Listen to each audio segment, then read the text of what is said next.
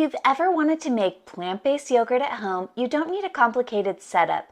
In this video, I'm going to share with you what I actually use to make homemade plant-based yogurt, plus a few options based on what you already might have in your kitchen. Hi everyone, I'm Veronica, a former professional chef turned homemaker, and I love sharing all kinds of small kitchen appliance tutorials and reviews and recipes, and right now I am obsessed with making homemade vegan yogurt. One of the biggest reasons I make my own plant-based yogurt is that I get to control the ingredients. I can choose the soy milk I want, adjust the thickness, and avoid unnecessary gums, fillers, and even added sugar. Plus, once you have the equipment, making homemade yogurt is simple and costs much less than buying it every week. Now there's 3 easy ways to make homemade yogurt at home. These are the 3 small kitchen appliances that I actually use to make yogurt. First of all, you can actually use a bread maker that has a dedicated yogurt function. So if you have a bread maker at home, check out the functions and see if yours has a yogurt function. And same goes with an Instant Pot. Now, not every Instant Pot has a yogurt button, but the Instant Pot Pro that I have here has a yogurt button, and I've been able to successfully make delicious homemade plant-based soy yogurt in my Instant Pot. So be sure to check out my playlist where I share how exactly I do that.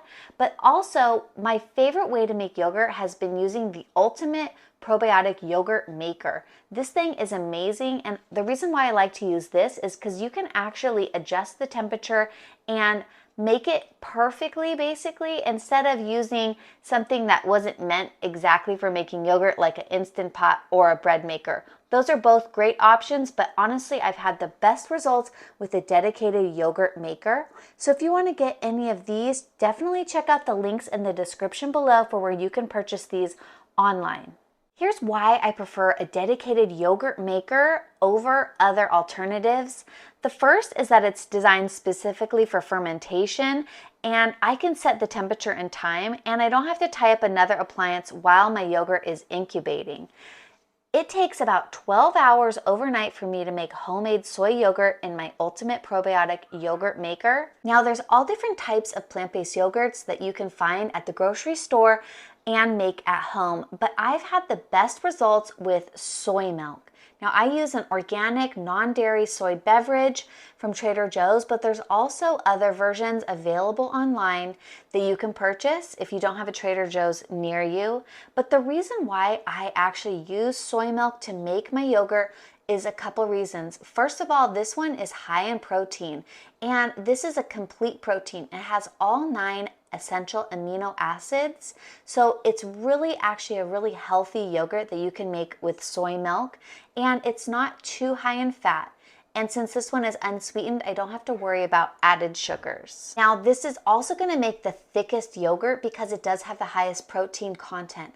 Other types of milk like coconut milk, oat milk, and almond milk don't have as much protein, so they're actually not going to make a thickened yogurt as well, which then means you have to add other thickeners like starches. Now, to make yogurt, you actually need a yogurt starter. There's 3 different options that I have here I'm going to share with you now. So the first one that is probably the easiest for most people is to just buy a container of yogurt. This one I've been making yogurt with. This is the Trader Joe's Organic Creamy Cashew Cultured Yogurt Alternative. This is a plain unsweetened yogurt that's made with coconut and cashew. Now, both coconut and cashew are really high in fat, and I really just don't like to eat too much coconut and cashew, which is why I take 2 tablespoons of this and I mix it with 1 box, which is 4 cups of soy yogurt, to make my own soy yogurt.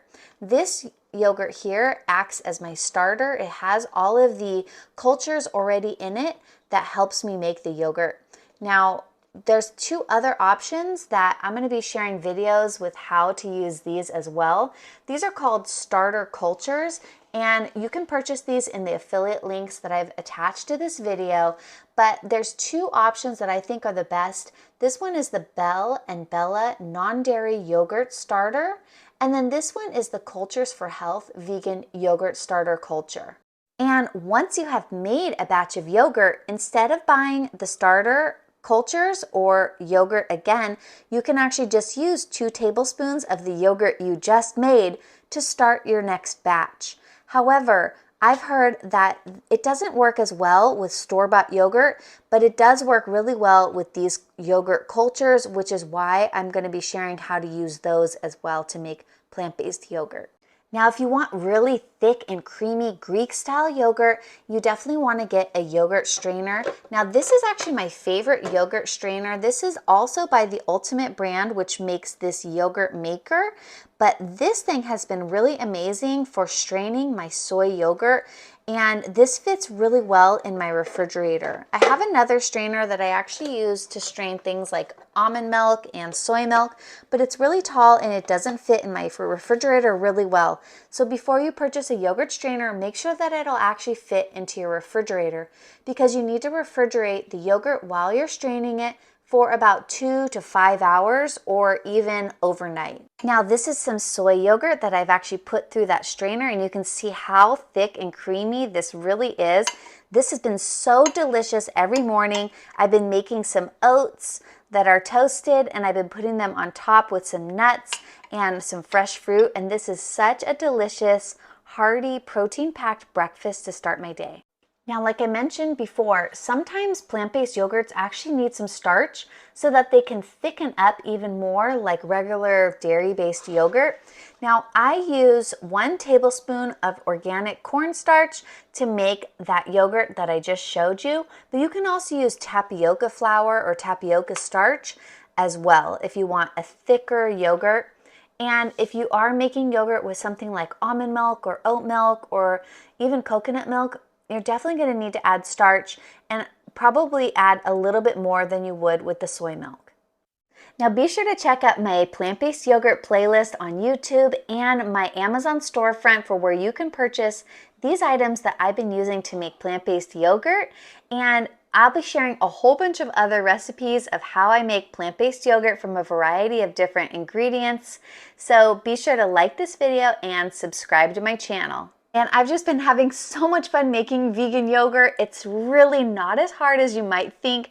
I don't know why I didn't start doing this sooner. It's seriously so easy. Just to recap, you basically just combine a box of soy milk with a tablespoon of cornstarch and 2 tablespoons of creamy cultured yogurt that you can purchase from the store, or a portion of the vegan yogurt starter. You put all that together and you put it either into a yogurt maker or in a jar, in an Instant Pot and a bread maker. You set it for 12 hours overnight, and you can wake up to delicious homemade plant-based yogurt. And since I'm saving so much money on yogurt, I can just go ahead and eat this every day if I want, without worrying about breaking the bank or consuming a bunch of ingredients that I don't want to consume. Well, anyways, I hope that you found this video useful. If so, please be sure to give it a big thumbs up and subscribe to my channel. And I'll see you in the next video. I hope you have a great rest of your day. Bye.